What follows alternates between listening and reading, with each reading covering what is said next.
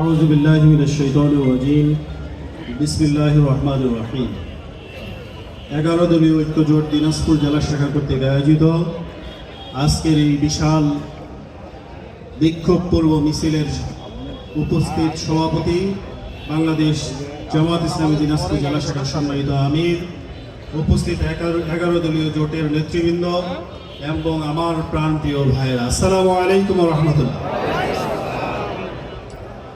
আল্লাহ রাব্বুল আলামিনের দরবারে শুকরিয়া জানার অশেষ মেহেরবানিতে বিগত ফেসিবাদের পতনের পর, যেই ফেসিবাদ পতনের সময় বাংলাদেশের তৌহিদি জনতা মাঠে নেমে এসেছিল, যারা রক্ত দিয়ে প্রমাণ করেছে এই বাংলাদেশের জনপদের মধ্যে কোনো ফেসিবাদের স্থান নাই, সেই রক্তের যে দাবি ছিল সেই দাবি আদায়ের জন্য আসতে পেরেছি। এই জন্য আল্লাহ রাব্বুল আলামিনের দরবারে শুকরিয়া। সংগ্রামী ভাই ও বন্ধুরা, আপনারা জানেন বিগত নির্বাচনের পূর্বে এই রংপুর বিভাগীয় সমাবেশে বর্তমান প্রধানমন্ত্রী বক্তব্য দিয়ে মানুষের কাছে হায়ের পক্ষে ভোট চেয়েছিল।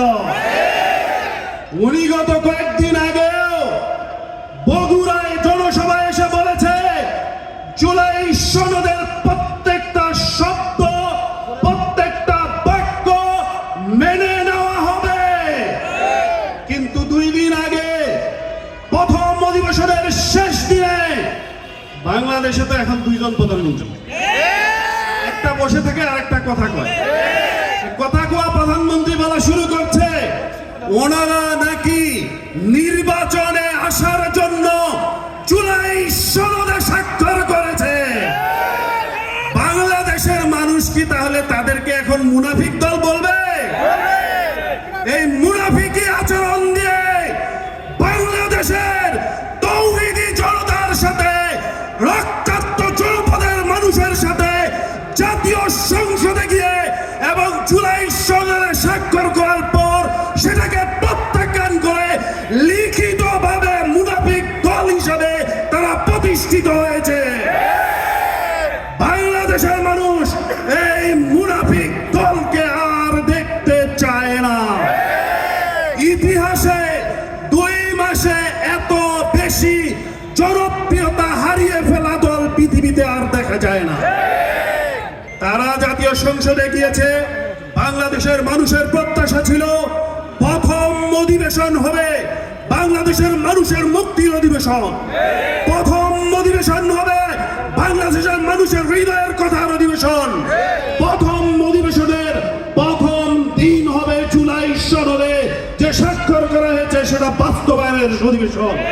কিন্তু আমরা দেখলাম পুরো অধিবেশনে মানুষকে বিভক্ত করার জন্য এক দল আরেক দলকে কাদা ছুড়াছুড়ি করে তারা শুরু করে দিয়েছে।